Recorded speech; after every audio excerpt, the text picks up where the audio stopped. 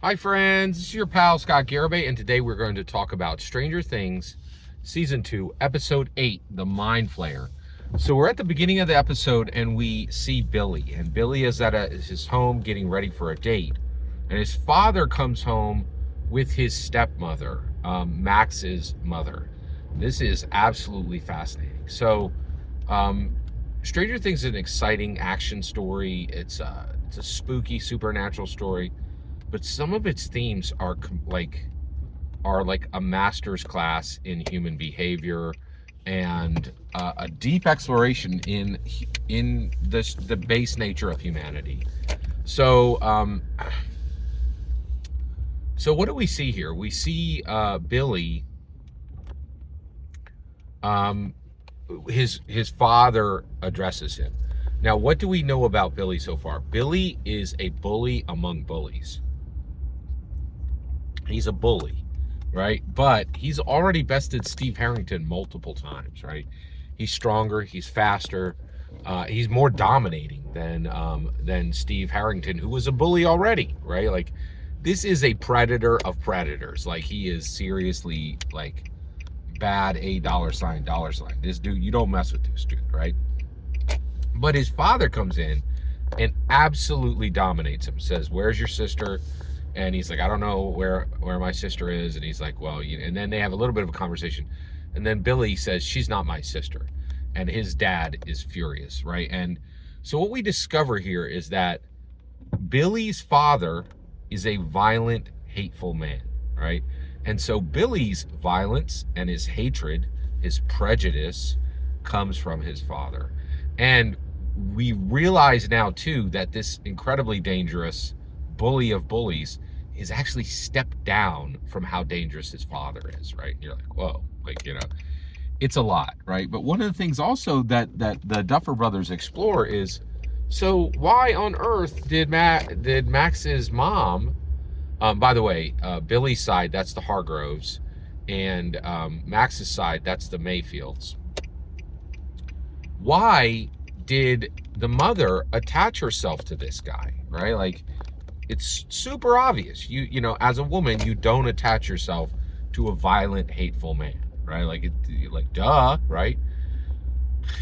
The Duffer Brothers have this incredible conversation with the environment. They don't say this out loud, but I think one of the things, like, when Billy and Billy's dad and Max's mom and Max are together, like, you see them. They're going to school. They have a nice home. Everybody has food. All the kids are getting the parental attention they need. There's problems, but the structure is there, right? As soon as Billy's dad is gone, it gets real bad real fast, right? Like, Max's mother becomes an alcoholic immediately. They live in like a trailer, right? Not a nice one. The home is in disarray.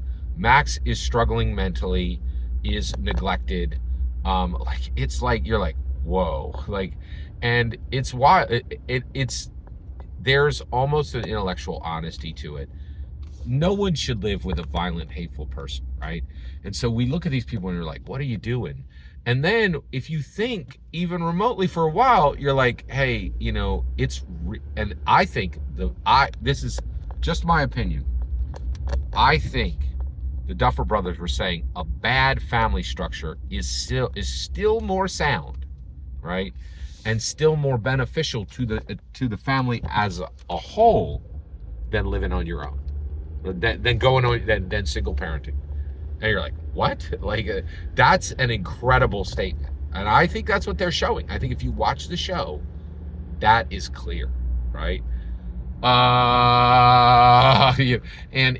I will say this, it is, and actually the reason why they can't say it out loud is our society says different. Oh, hey, single mom, single dad, oh, you're doing great, everybody loves it, I'm sure that's working out fine, right? And then you're like, I don't know if this is a good structure. Why are we encouraging this? Why has nobody said, hey, this is not a good structure, right? And what's fascinating is I think the Duffer Brothers actually constructed a story that has a very open, honest conversation, right? Now, I do think at the end of this, I have to say, absolutely no one should be violent with their kids. No one should be violent with their spouse. Everything Billy and his father are doing is wrong. The only thing I think is interesting in this is understanding why people choose this. And the only reason why I think it's interesting to even read into what they're saying is, if we don't understand what millions of people, why they're making this choice, it's not helpful. Because like, we need to understand, like, because if you look at it from flat out, it looks super simple, right? But then if you look at it at a deeper level, there's some complexity there, and it helps you to understand why people make these choices that to you seem ridiculous. Every single word you just heard in this video is my humble opinion. Nothing more, nothing less. The important part is when I get to hear your humble opinion. When you get in the comments and send your traffic. Please consider like, subscribing, and have a fetch millennium.